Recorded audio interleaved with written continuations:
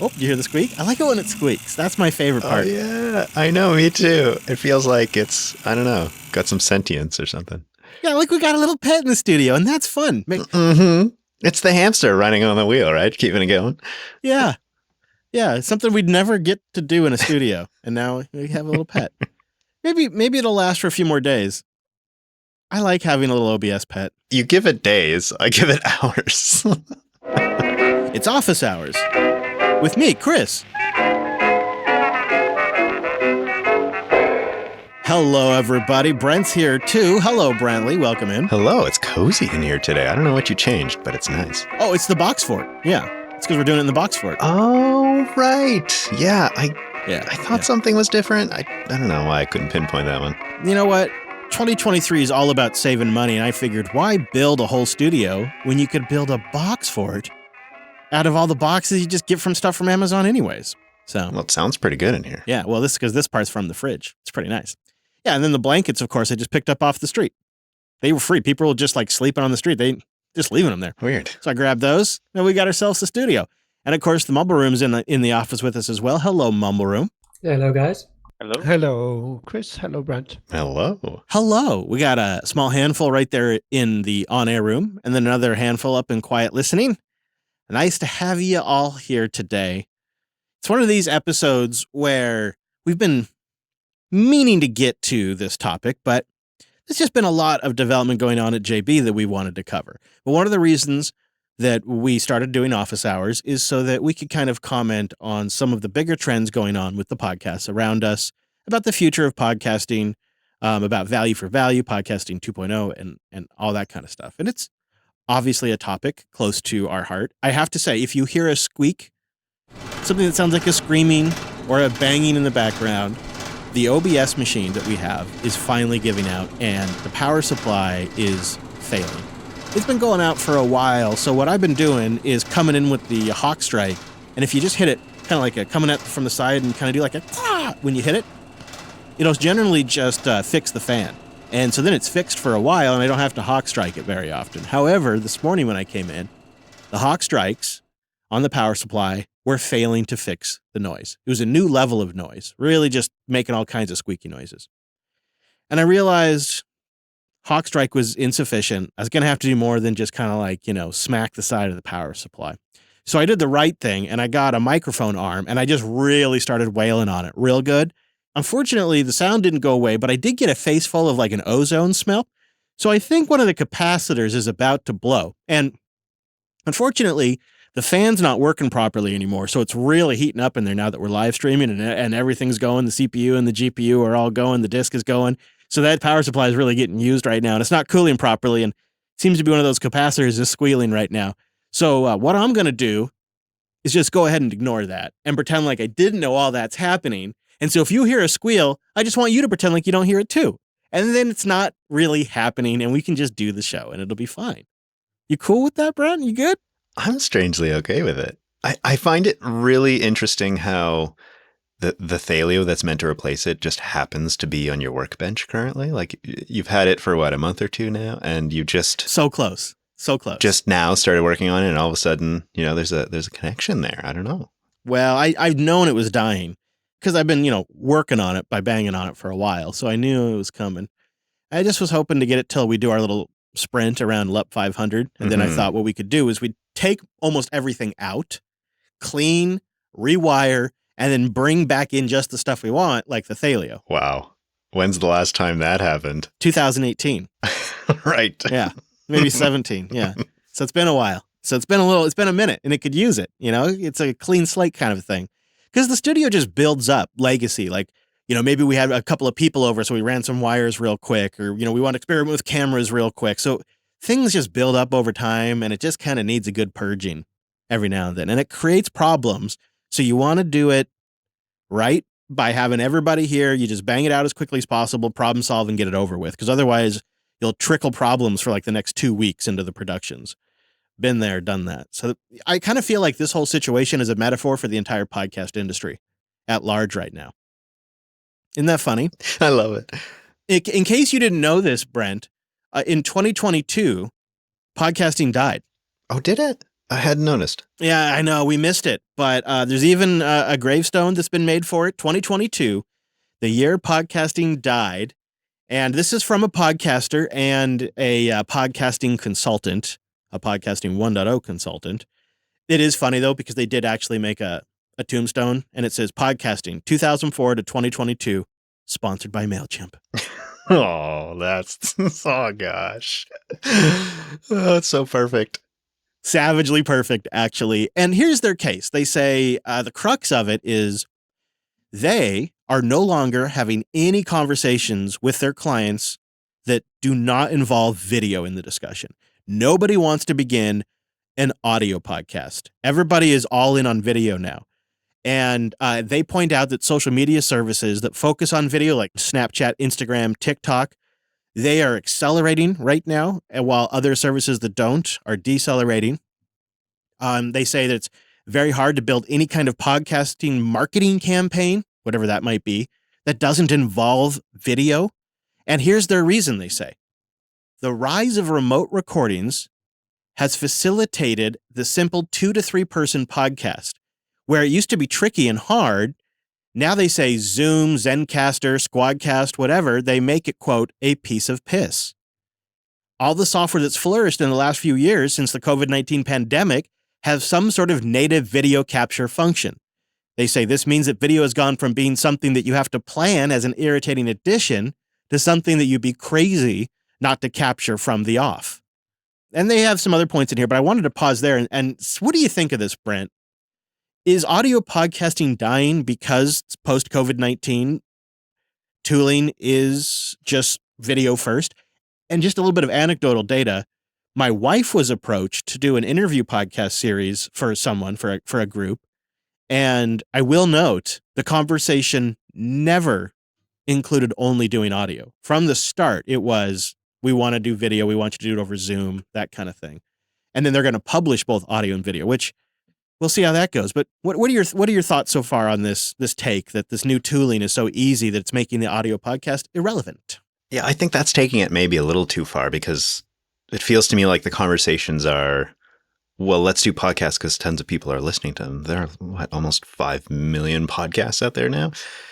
But it's just like, well, if you're going to do it, you may as well jump on the video bandwagon and throw it on all the other platforms. Because if you're doing audio only, as we've seen, places like YouTube and such has a large audience to grab the content. But if you're only streaming like a static image or something, you don't always get the same draw from those specific platforms.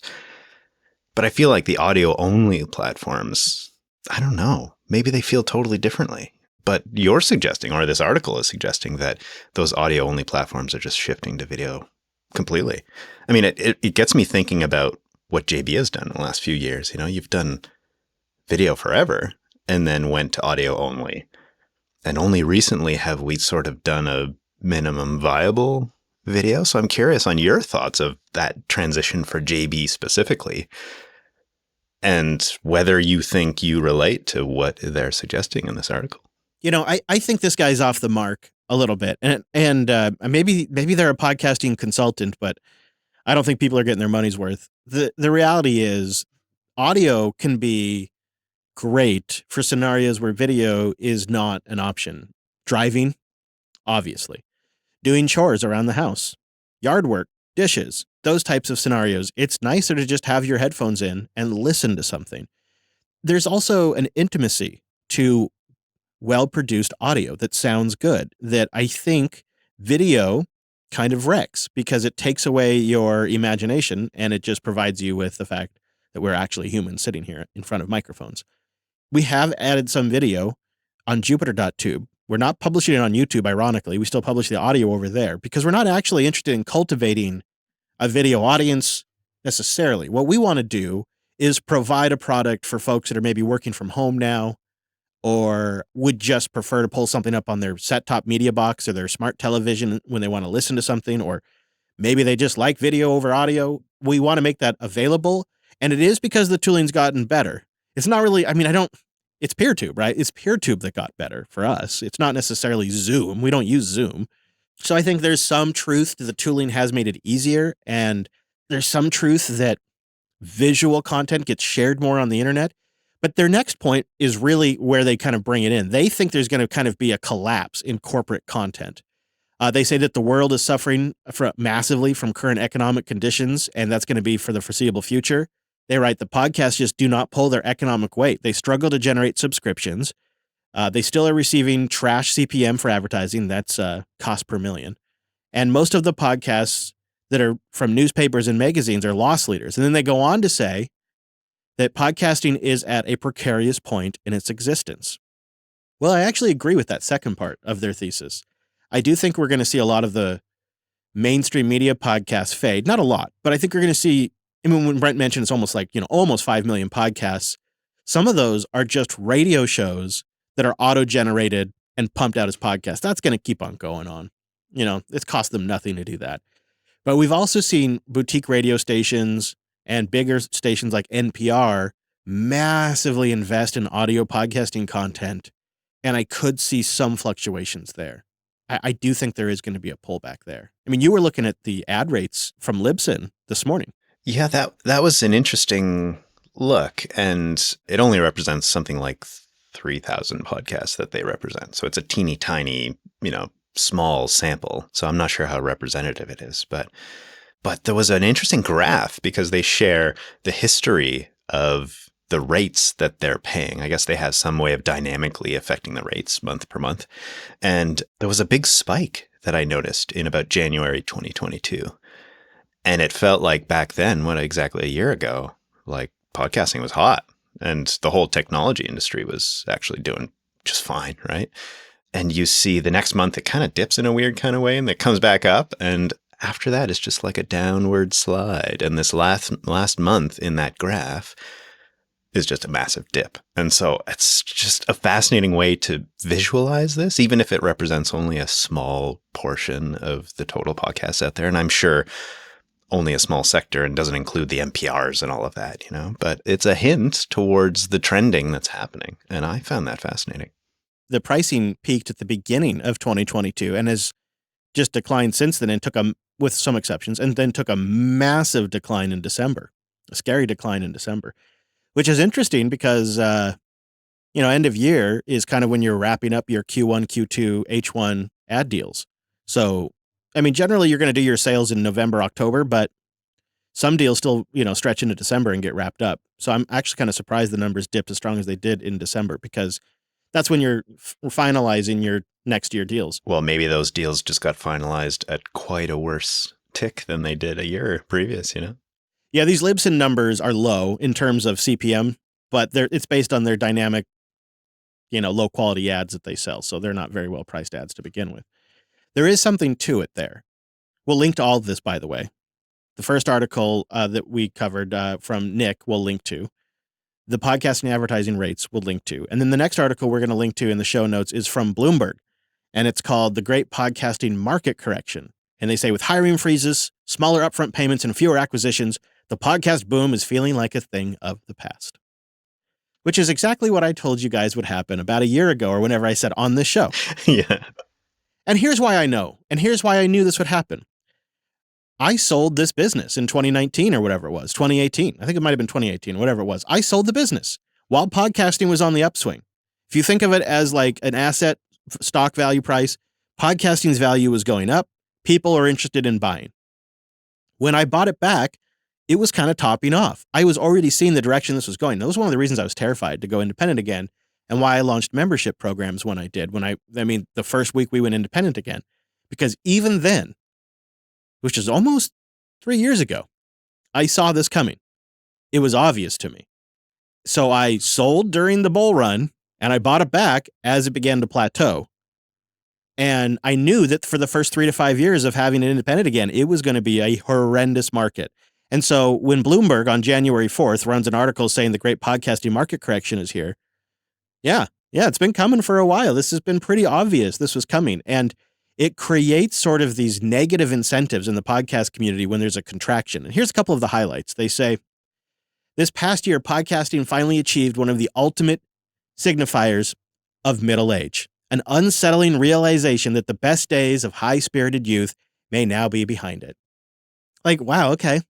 I don't know if that's fair because we're seeing like kind of globally, everything's just kind of tanking at the same time. So is it fair to single out just podcasting? I'm not sure. No, because you could do this for all kinds of industry. And Brent, you know this is true. The stuff going on with podcasting 2.0, Oh man. it's some of the most exciting stuff in podcasting in the last 15 years since podcasting started. Right? Like the future for podcasting is exceptionally positive in the podcasting 2.0 world because you have decentralization. There's no Spotify or Apple. You have a payment system that is not tied to PayPal or Stripe or any bank or any country, right? Or any authority, like, a country authority. Of course, local laws for all these things. And you have transcripts and you have all of these features, like one that I think is super important that we have really failed at for a very, very long time is cast attribution. Like there's no reason that Drew shouldn't get attribution in our show notes for editing. Agree.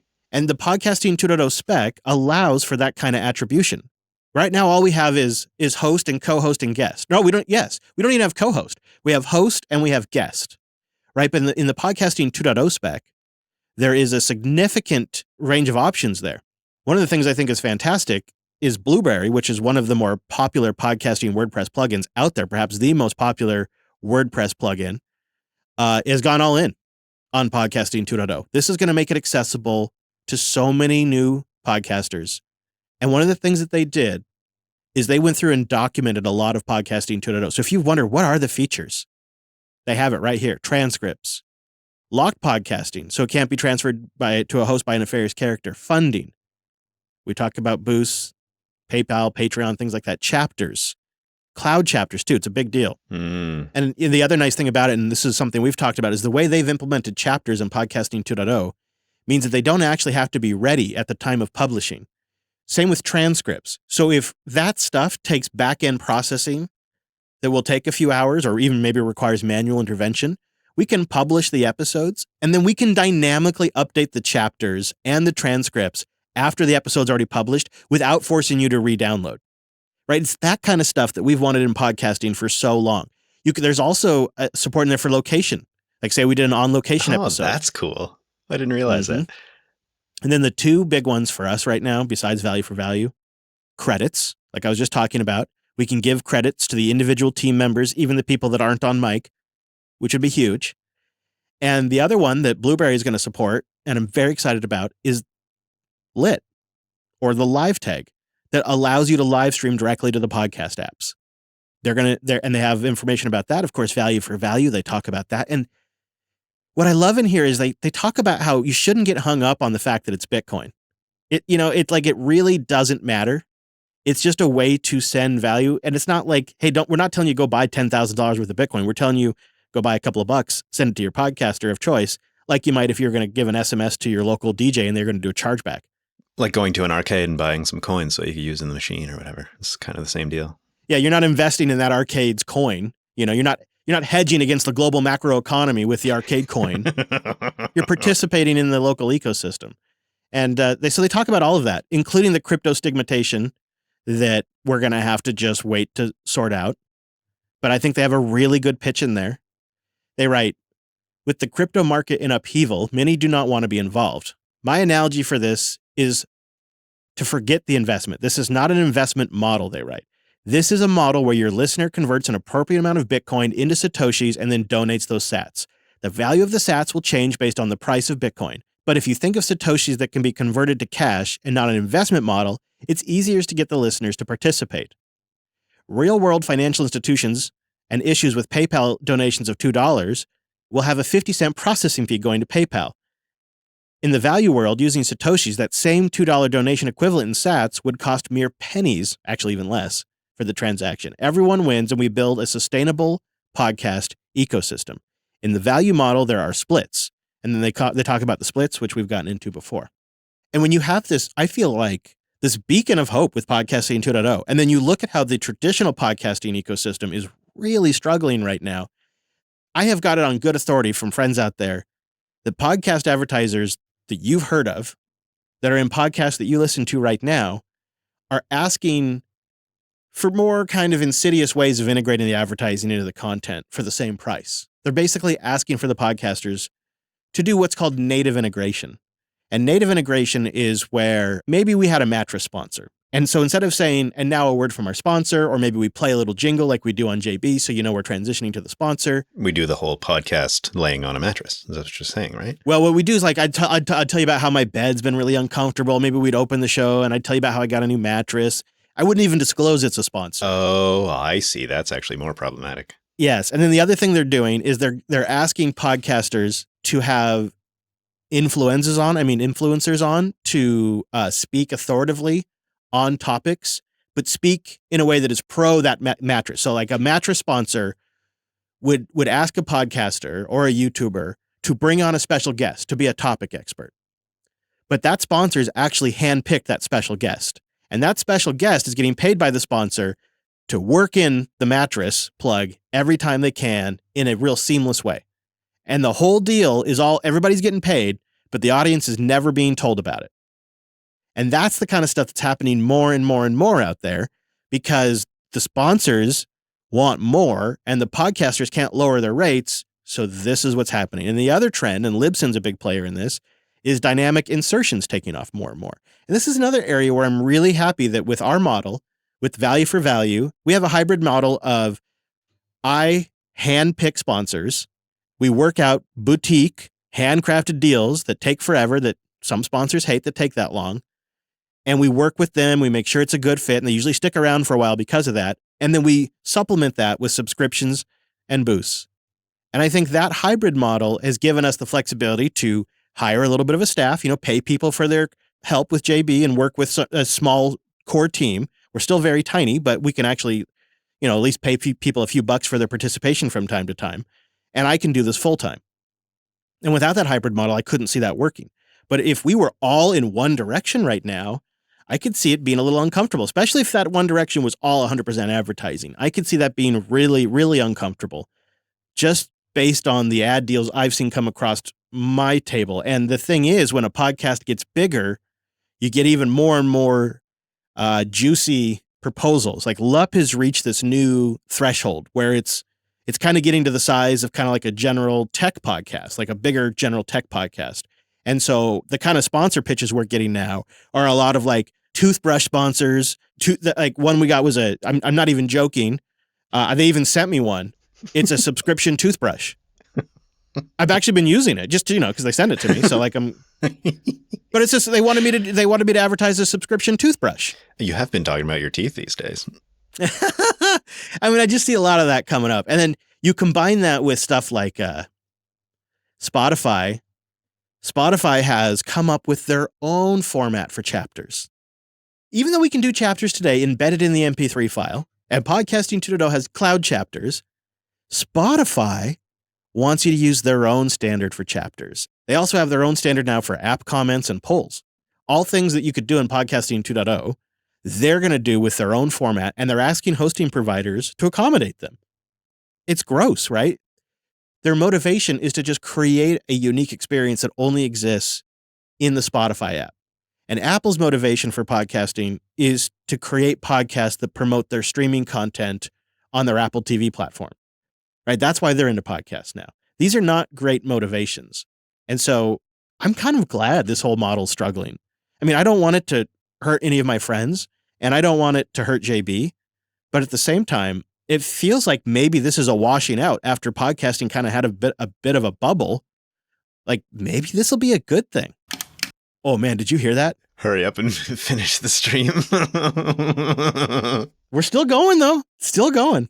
I'm just looking for the flames. This blog says that podcasting is in a precarious point in its existence. I do think it's in a point of massive change.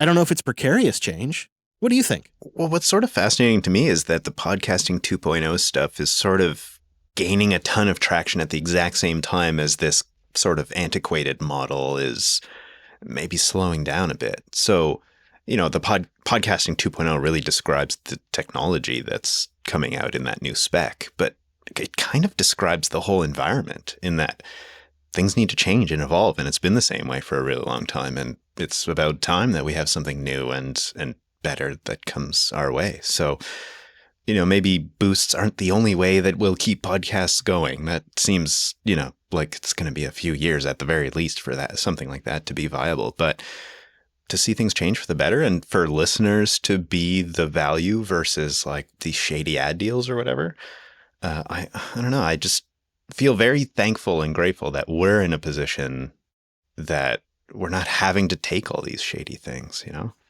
that feels super important to me. I agree. And I think it also, so I think what got them into it was Spotify getting heavy and serious into podcasting. And Adam and Dave and others were like, wait a minute, we got to do something or else this is going to centralize quick and then we're screwed, right? Well, and it is. It looks like. Yeah, I have a couple of thoughts about that. So my first thought is I think Dave and Adam and everybody around there really started podcasting 2.0 when the Spotify podcasting ambitions really started to become clear. They went, whoa, we got to do something here. And I'm really grateful for that. And the technology was in the right place for it. But, to the point about the boost and maybe taking a few years, I'm kind of optimistic there too, because I hear a lot of our boosters now boosting other shows, and I can see a network effect happening there. And that's really cool to see. But also, this is all happening in one of the worst bear markets of our lifetime. And it has been a grueling year-long bear market so far. And we're probably still going to have a bear market for a while. It's going to be like bad. And we're seeing this adoption and this uptake in those conditions.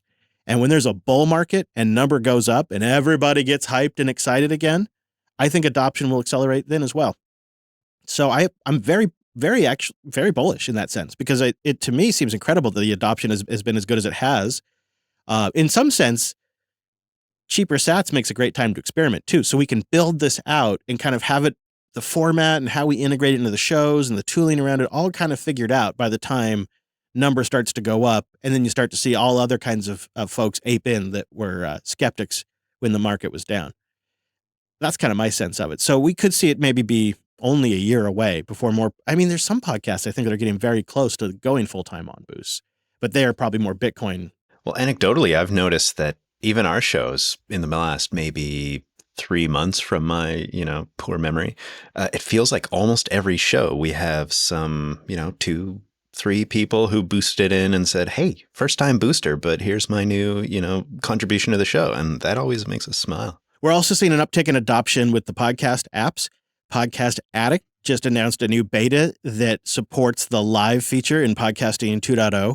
It should be on the Play Store now, and they're asking for feedback to try it. Very excited about this because this is one of the first things we want to get to once we get our RSS feeds going is the live tag. And it's nice to see more podcast apps supporting that. So Podcast Addict now online with that. I'm hoping we will see AntennaPod also add support for the live tag in the future. They're totally open to it. They said they just need somebody to actually do this. That's always part of the challenge, isn't it? Yeah, definitely is. I understand. But one day, we'll get there one day. And then one last bit of great news. We've seen some great documentation coming out from both Podverse, Fountain, and Alby in the last week, creating guides and information on how to actually use all the stuff that we've been talking about. And we will link to a blog on podverse.fm that does a little bit of introduction to the whole boostagram, streaming sats, value for value. And they've managed to boil it all down into 5 steps, which is extremely impressive. I know they had to work hard on how to do that. And then they expand those 5 steps with individual screenshots and all of that down below. Just helps you get started. And of course, I love Podverse. I think it's a great app. I'm in it for the long haul, GPL, multi-platform. I'm a premium member. And I really appreciate the Alby integration because I'm using Alby more and more. On Giraffing OS, I do have to reconnect to Alby more than I would like seemingly every time, and I don't have that issue with Fountain. But I also control my Alby wallet. I can use that across multiple apps. So I'm good with that, I'm good with that. But it's really cool to see it. It's to see the uptick. Speaking of changing models and improving things, I think you should check out Linode. Linode.com/ what do we say? Linux? Oh, it's Jupiter for this show. Jupiter for this show. I mean, you could do, it depends if you want to support those jerks over in the Linux podcast space. I don't know. They get all the attention. I think we deserve a little bit. So linode.com/ Jupiter. Yeah, /Jupiter. Yeah, this is great. You know what? This is a sponsor I am proud to have right here. Love Linode. We've been using it for years. And when you go over to linode.com/Jupiter, you get that $100 for 60 days. So you could just try it yourself. Can you imagine what you can do with $100 in 60 days? Once a week, I'm like, what would I do with all of that? Because that's a lot. I would play at this day and age. I'd fire up a Mastodon instance. Everybody's talking about Mastodon. They've got a one-click deployment. You could fire it up, and then you could get a feel for what it's like to run without having to invest 2 weeks in setting it up. I think that's an option. The other thing, I'm a big advocate for these days, like it's brand new, Nextcloud. Even if you don't stick with it, everyone should try a Nextcloud once. And if you haven't tried Nextcloud in a couple of years, I think you should try it again. And they also make it super easy to deploy Nextcloud. They probably have like a one-click deployment for that, right? They probably do, Brent. They probably do. And then, you got things like S3 object storage. So then you could tie your Nextcloud to their S3 object storage. So then you don't have to worry about constantly running out of disk. Nextcloud, because you have a bunch of deleted files that you never clear. It just solves all that, You're describing my situation exactly. I booted up my Nextcloud like 5 years ago before I knew any better. And now I'm like, geez, I should have done that. Yeah, it's just nice. You gotta go in and clean it up from time to time, even when you're using object storage. But it's nice just to have that kind of flexibility. And they make it so easy. And there's so much documentation. Like, I would also just build a few things. Like, Alex was talking about playing with K3s and K8s. Nice. You with $100, you could spin up a dozen machines and run it for a while and orchestrate and play around with those tools. Like, it's just, you've got really fast networking, really fast systems. Like, screw messing around with a VM on your computer. Go use the $100. Go play around on Linode, learn something. And then you'll probably find it so dang great you want to use it in production. That's what happened for us. So go try it out and support the show. Get the $100. When you go over to linode.com/Jupiter. Now, we've got some feedback, Brentley.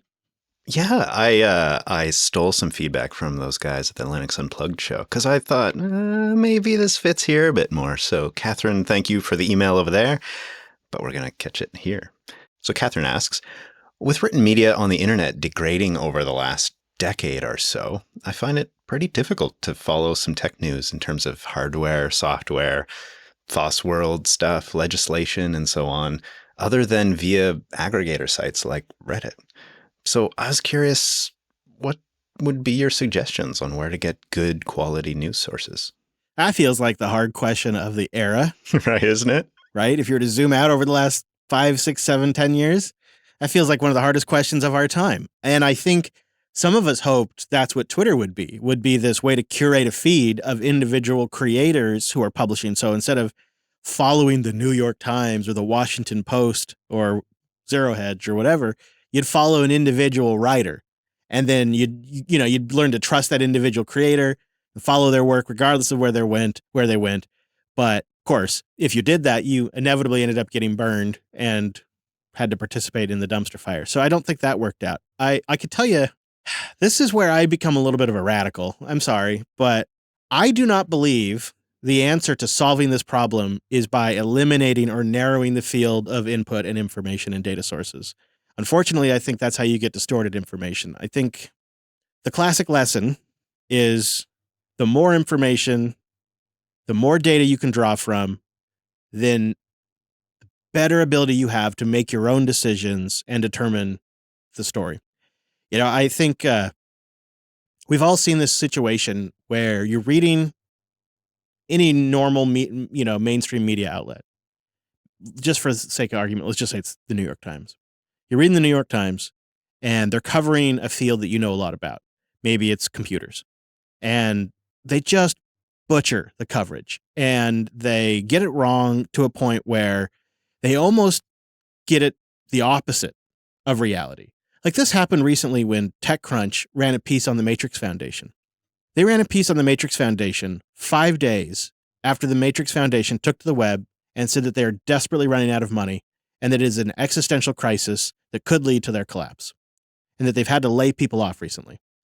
5 days later, TechCrunch writes an article about the Matrix Foundation and says they're doing great. Makes it sound like they've got millions of dollars coming in. Oh, no.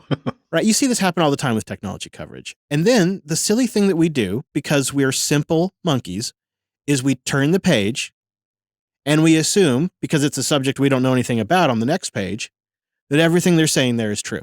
And then we say, well, the New York Times has got, that's, you can trust them. But the reality is all these are humans making this up. So, and they're doing their best, but they get it wrong. And so I believe you got to take in as many sources as you like. So one of the things that I do, I consistently consume way more anti-Bitcoin content, media, blogs, way more than I do pro-Bitcoin because I know all the pro stuff. I am really searching for a valid argument against it constantly. I find that intellectually stimulating. And my friend, the Bitcoin dad, and I, we bounce stuff back and forth. Like if he finds really great criticism, he'll send me a link and vice versa. And I find that to be one of the better ways to sort of check assumptions, validate inputs, and bring in additional sources. And so you just got to figure out your topic and do the same. And I don't think restricting the information actually helps. And I know that it's in the context of helping people because they're so dumb that if you give them the information, they'll harm themselves. And so therefore, we must suppress the information to protect them. But I think if anything, the last few months with Twitter has shown us that crap doesn't work anyways. And it involves going down paths that I don't think any of us are comfortable with. And so what I've ultimately done is I've just tons of RSS feeds and I use an RSS reader and I pull in hundreds of feeds and I categorize it by the topic that I'm interested in at that particular time. And I break it down into folders like that. And I just bring in hundreds of sources. And that's kind of how I do it. Well, now, Chris, you can hardly mention an RSS reader without mentioning which one you're using. I'm sure you got to get that question. I kind of am all over the place. I generally, anything that syncs to Feedly. So Feedly, I suppose, is ultimately it because I'm on one of their betas for a bot that goes through and categorizes and sorts and collates some of my stories for me too. So that generates feeds for me. And then I can pull that into any app that syncs with Feedly. So sometimes it's a desktop app. Sometimes I just use the web. I know Nextcloud has some apps you could use, like Tiny's mentioning in the chat room. That's totes a thing as well. Thought about doing that. You know, I may one day export all my Feedly stuff as an OPML. I moved to Feedly when they killed Google Reader back in the day. So that's how long I've been using it. It just works for me. But I do like have an old OPML file from like a year or two ago of all those feeds. So I should probably export it again just so I have that. I feel like in this conversation too, it's important to distinguish between writers, because I know I didn't read this as part of the email, but Catherine specifically mentioned Ars Technica and seeing the quality of coverage there vary. But I think, Chris, you might agree that it depends on the writer too. So a way of, blogs are really nice for that because you can get a specific author's perspective on an issue. But it's interesting to see how places like ours can kind of vary a lot. And maybe they're trying to accomplish what you're suggesting, which is, provide a bunch of different views. But have you seen the quality of those articles change over time?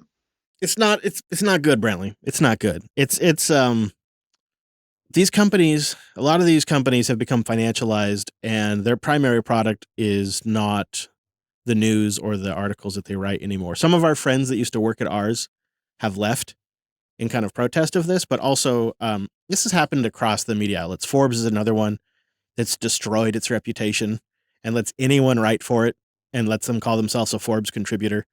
It's more about writing stuff that will get linked to from Google, I think, than it is anything else these days. It's gone really downhill because the advertising situation is really rough on the web. And so it's created all of these perverse incentives for these businesses. And ours has absolutely gone downhill. It's a real bummer. And then the other thing that the whole FTX, Sam Bankman fraud scandal has shown us is that some of these mainstream outlets were just straight up bought off. Like they're just available for sale, including some of the really big ones. They do it through contributions to charitable causes that the companies work with. Maybe they have foundations that receive $10 million. Then all of a sudden they do positive coverage of those companies. It's rancid. It's bad. It's real bad. I'm totally open to hear what people's opinions are because I know if Catherine's chewing on this, a lot of people are chewing on this. And I'd like to know what people are doing. How are you curating stuff? I mean, I hope it's a role JB's podcast can play for some people too, because we take that very seriously.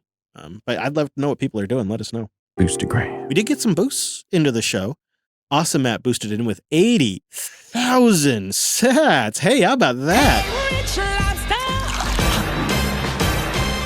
That might be one of the biggest boosts Office Hours has ever gotten.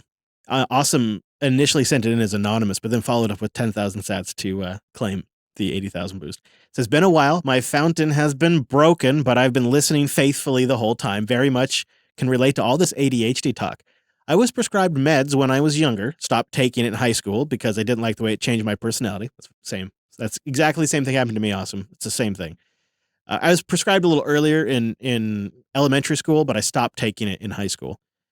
In terms of getting stuff done, I'm a big hyper-focus guy, music on, block everything else out, focus on a single task for a few hours, but it has to be interesting.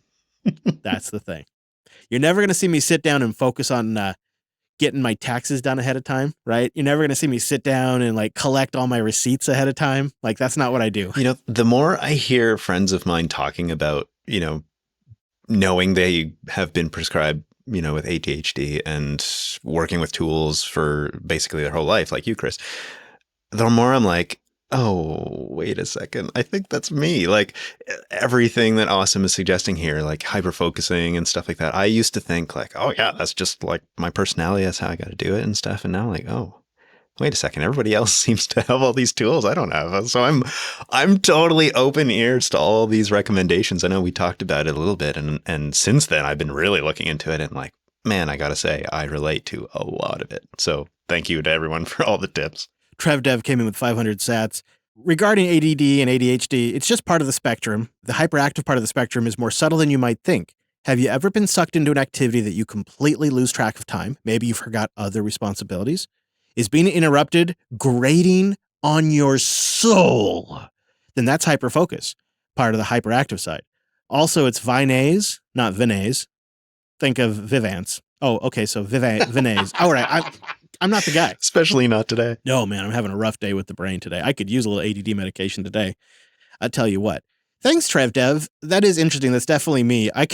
If I could have one thing that I could request to my family that just it's impossible, so I just have to let it go, would be don't come bursting into the room like blasting something at me. Or like if I open a door and you're on the other side of the door, don't hit me with something like, like a question, because if I get asked a question, I lose whatever I was thinking about. And so sometimes I'm like in the middle of something, they come in and then I go to return to what I was doing and it's gone. And I was like, oh, wow. And it's the craziest phenomenon. I mean, it is gone. It is unretrievable, gone. And it's the weirdest, most awful thing, but you can't get upset about it. I mean, I do sometimes, but you can't really get upset about it because it's not their fault your brain works that way. Well, some of your best ideas were lost that way. Yeah, brain babies. 412 Linux came in with 40, 90, 60 sats. You know what? Regarding the boost, I'm 100% on board with the Podcasting 2.0 boost. Coming in hot with the boost. However, I could emphasize with some listeners getting boost fatigue sometimes. There have been episodes where I felt like maybe there was too many boosts. They overshadowed the main topic. I believe it's a matter of just tweaking the format to find a good balance. I agree. Perhaps the only permanent feedback boost should be included regularly, and boost-heavy feedback episodes could be focused periodically. Or maybe if you become a member, you could have a reduced boost feed. Keep up big, awesome. You know, it's funny, people always have ideas for member feeds. Like, we could have 1,000 different incarnations of the member feeds, it's crazy. Oh, man. You've talked about like a build your own members feed. Maybe this fits into it. I've thought about it. I think where people felt like it was too much is there was episodes where we had a topic, and so we included the boosts that were relevant to the topic in line instead of holding them all to the end. I thought that was better because it's like, why talk about jellyfin and then just bring up jellyfin again later when we could just include the jellyfin feedback in the jellyfin segment? But I think people feel like that's the boost encroaching on show content when we do that. So I get it. I don't really see the difference between if somebody emailed us, like we would do this with email too. If somebody emailed us about a topic that we were covering, we would read that email while we were talking about jellyfin. We wouldn't wait for the feedback segment and then talk about jellyfin again. We wouldn't bring it up again generally. But I could see, the other thing I think that's tricky here is there are 11,000-ish podcasts now that are doing boosts. It's incredible because when we started, there was 4,000. But we're the only Linux podcast. We're the only guys talking Linux doing boosts. And so I think there's also it stands out a little bit because it's not normalized yet. And if you listen to other Podcasting 2.0 shows, it's totally normalized. Like, it's not a big deal at all. And I don't think it stands out as much. In fact, I think we have one of the best approaches of the current generation of people that get boosts. I really like the way we do it because we do it with a lot of thought and care and as minimal as we can, and, et cetera, et cetera, et cetera. We're picky about what we include and stuff. But I think it still stands out if we're the only people that do it in your lineup of podcasts. And this has been an area that I screw up so much. Jupiter Broadcasting is so often like the one nail above all the other nails. So it takes all the pounding. And that has been one of my worst business traits for 15 years is I can't just shut up and not talk about it. I have to start talking about it. I have to start using it. I have to start advocating in some cases. And there are other people who, even when they know it's the best thing for them, they can just shut up, be strategic, and not talk about it because they don't want to. They don't want the cost of the heat. They don't want to be the nail sticking above all the other nails.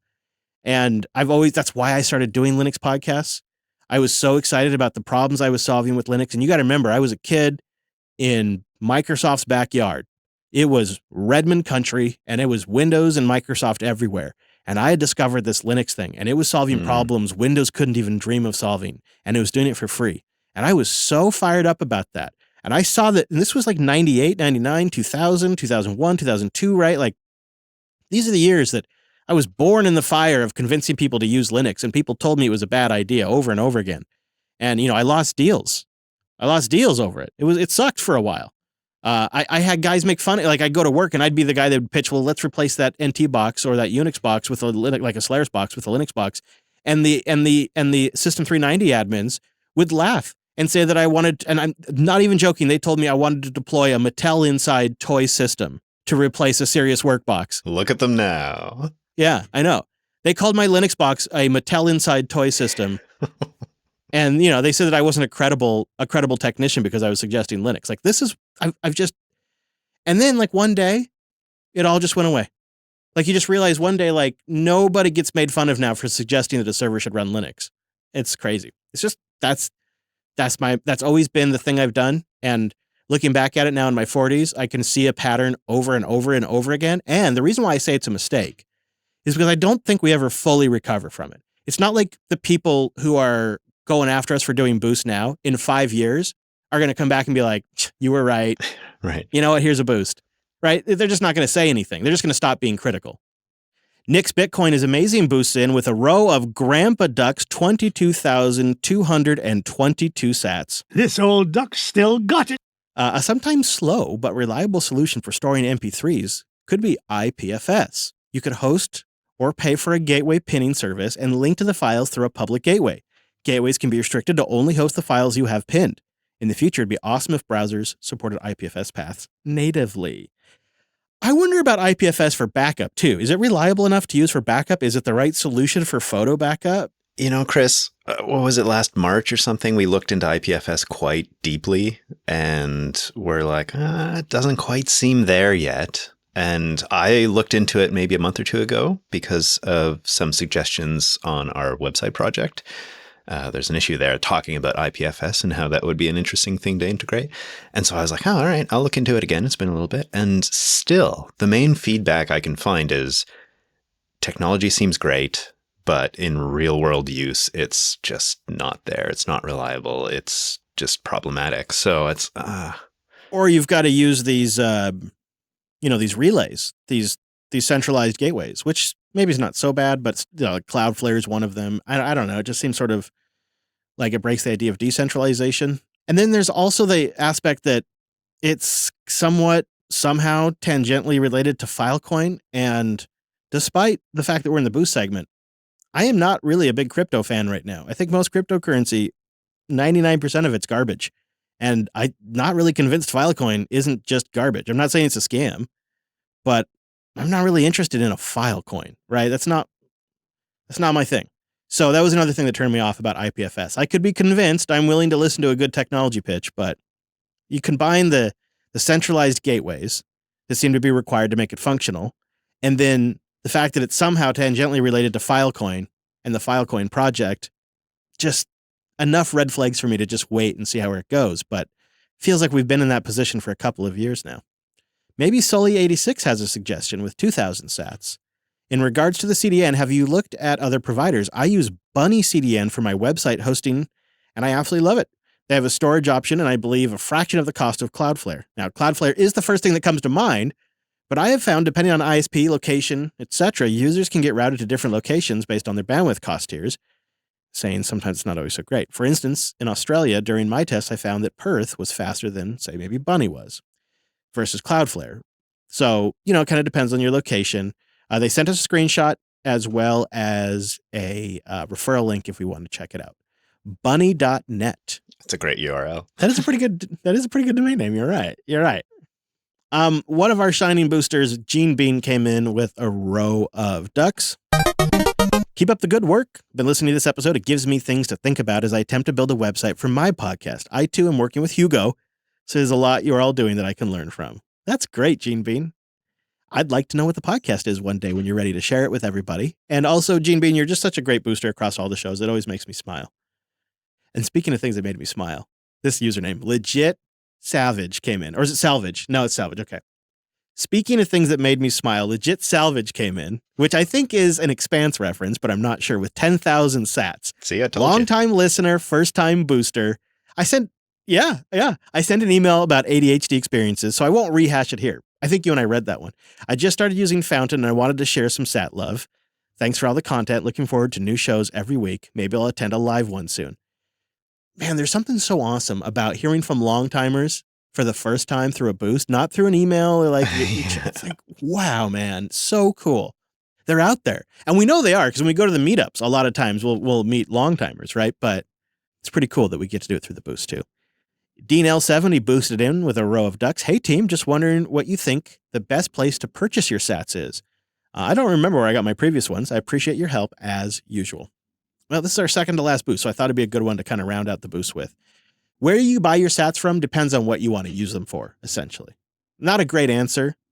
Like, if you just want a few sats to send into a podcast over Lightning, I don't think it matters where you buy them from.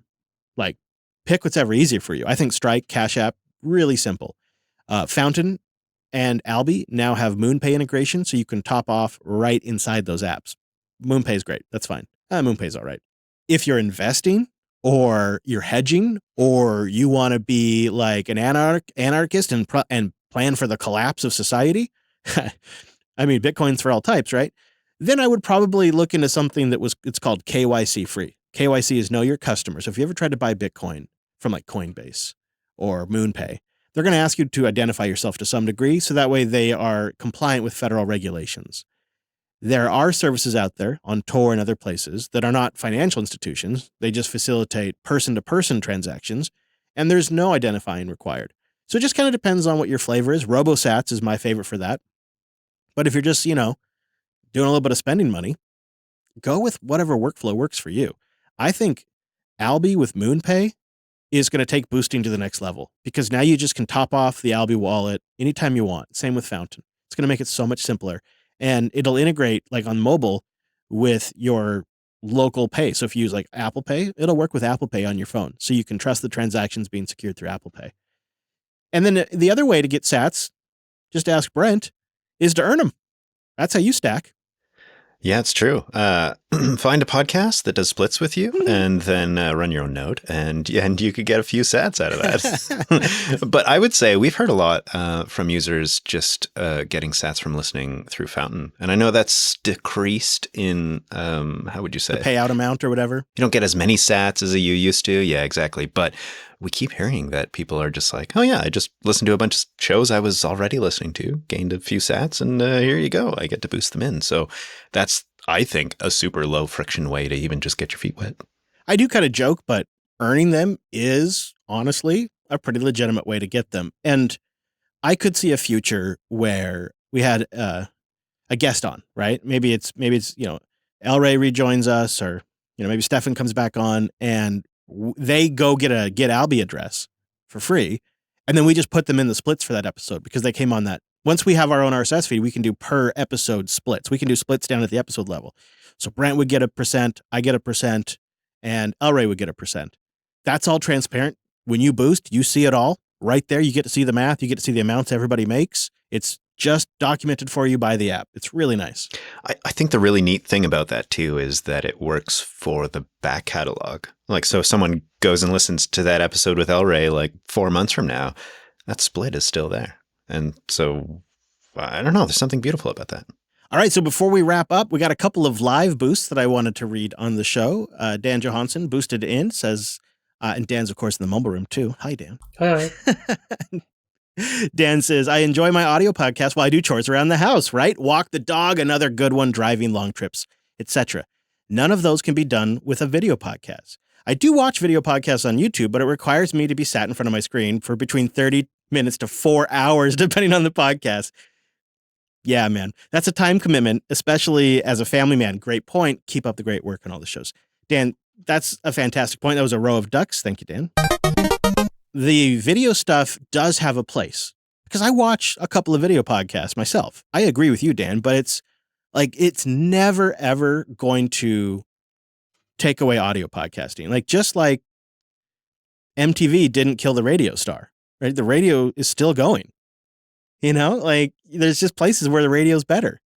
And it's sort of silly to think that's why when that guy writes like podcasting died in 2022, it's like, hello, I'm over here doing it full time right now. Hello. In that article, they also mentioned how, well, podcasts are dead because you can take any video and just listen to the audio aspect of it and forget about the video part. But I mean, I think we've all ran into that situation where you try that and then the video podcaster, let's call them for this sake, is like, oh yeah, and if you look at this thing that I have in my hand, you could see, XYZ. And as a podcast, that doesn't work at all.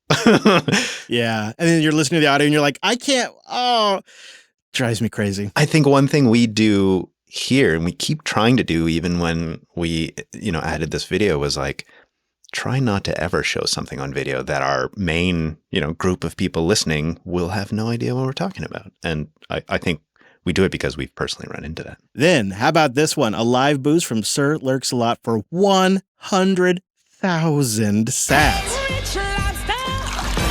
That's got to be the biggest boost this show's ever gotten. And Lurks writes, longtime listener, repeat booster. Sounds like you need 100,000 boost because 80 is a low bar for such a great show. No disrespect to my fellow boosters, though, but I'm trying to be a cheerleader here, so step up. Also, remember the part of value for value model involves closing that feedback loop with listeners who support the shows. I think this goes beyond the boost and includes other means of reciprocating value, time, talent, treasure, in whatever measure. Go podcasting! That's a great boost. I want to frame that boost and put it up on the wall. We need like a boost favorites ticker tape in the studio. That is such a great idea. Best of ticker tape, right? Yeah. Lurks a Lot. I would put that on there. Followed by our very last boost for the show, at least so far. Linux Teamster boosted in with 5,000 sats. And this really touched me. They wrote, hey, Chris, when I first started listening, I was extremely anti-Bitcoin. I'd mostly just heard the bad information, and I really appreciate that when you started on this path, you were very patient with all the people like me who were initially not on board. I don't know why people felt the need to angrily email you and rage post, but I admire that you still were patient with them, and that really spoke volumes to me. Thank you also for pushing back and giving good info. You rock. Well, thank you, Teamster. That's a very powerful boost, and thank you for boosting all the shows in the last week. We got another note into the show. I think you remember I shared it with you directly that basically said the same thing. It's like, I was really anti-boost, just don't like it because of the crypto stuff. But then I heard your stance on it. I realized there's a more nuanced take on this situation. And now I'm having, if you recall, they said, now I'm having the most fun I've had with tech in years. Well, I think probably there's an episode that we should point people to that helped maybe change perspectives on this issue. An office hours that we did, and I don't quite have the number in front of me, but officehours.hair if you want to check that out, or jupiterbroadcasting.com. It was office hours with the title of We Hate Crypto Too. And I know we enjoyed making that episode. Chris, you have been thinking on that topic for the whole year, basically. And that one changed a lot of minds. So I feel like if you're still feeling, I don't know, a little irked by the kind of crypto stuff and the boosts, check that one out. If they're still listening by this point, I'm quite impressed. But so that was Office Hours 9, officehours.hair/9. And then I think a good companion to that episode is Office Hours 16, Sats Over Snake Oil. Great title. Which was inspired by the FTX collapse and their crap. Actually, no, it wasn't. My mistake. Sats Over Snake Oil, I think, is really special because in that episode, I lay out all the issues with the kind of tokens that collapsed, that caused the collapse of FTX. And then 2 days after that episode came out, or right around there, FTX collapsed because their FTT token went to zero. Just saying. Just pointing that out. Lurkslot came in with a lead set of boost sats just to wrap it up, saying, I do like to watch the live streams and replay them, but I also listen to the podcast while riding my bike to work during lunch while taking a shower. Whoa, Lurks. I do that sometimes too. And cooking. Cooking is another time I listen to podcasts. I don't know if I've shared this with you, Chris, but when I first got into the Linux Action Show way back, which was one of my first podcasts ever, I always listened to it in the shower. That was the only place I ever listened. So there you go. Oh my gosh. Yeah, Lurkslot wrapped it up. So today I listened to the live stream on my phone while showering. Mostly listen, but I still love having the video too. Nice. I remember the first time I was ever told somebody listened in the shower. It stuck with me. Now I've heard it a lot, and then I realized, why don't I try it? I had never tried listening to a podcast in the shower until I heard listeners say they do it. No distractions. Just putting that out there. Yeah, it's nice. I mean, there's also times, you want the shower thoughts. Maybe a podcast isn't the right time, but... Wait. At the studio, I know you have a magnet in your shower, so you must bring your phone into the shower. That's it. That's what I do. I do now. I do that now. I have for a while now. But yeah, so my Pixel 7 has a MagSafe case, so it's compatible with all the Apple MagSafe accessories. Because when I was an iPhone user, I'm an Android user now, but when I was an iPhone user, I put those magnets up. So I have one in the kitchen, I have one in the bathroom, at home too, here at the studio and at home. It's fantastic. So I just walk into the shower and I have it up high so it doesn't get wet, and I just stick the phone up on the wall with the magnets and just go about my biz. It's great. And when I walk into the kitchen, I got a magnet on the side of the fridge. So I just walk in there and I just slap it on the side of the fridge and I go about my biz. And the nice thing is the wall kind of creates a little bit of a reverb effect and actually amplifies the sound a tad. So it even sounds a little better. It's really great. That would have been a great native ad. That right there. If we would have gotten paid for that native ad right there. What's the product? No, I should have slipped in the name of the case or something, right? All right, next time. All right, well, that's going to wrap us up. Thank you, everybody who listens and boosts in. Thank you, everybody who becomes a member over at Jupiter.party. That's another way where you can support Value for Value directly without getting involved with the boosts. Of course, we appreciate your time, sharing the show with somebody, listening to a different perspective on something, and contributing positively in our community is also always really appreciated. And of course, we'd love to have you join our Matrix over at jupiterbroadcasting.com/matrix. We are building an awesome decentralized community over there. And Brentley, we should probably plug the GitHub. Where do people find all the great stuff we're working on with our website and all that stuff? Well, I would say github.com/jupiterbroadcasting is a nice place to see all of our GitHub stuff. And in there, you'll find the website. And there's some activity going on in there, especially around transcriptions these days. So check it out. Help us out. We'd love it. Pro tip right there. All right. Well, we got to clean up in here. Cardboard. So much cardboard. Time to tear down the box fort. Yeah. Woo. Lots of cardboard dust. Thanks for being here. You got to get out of here.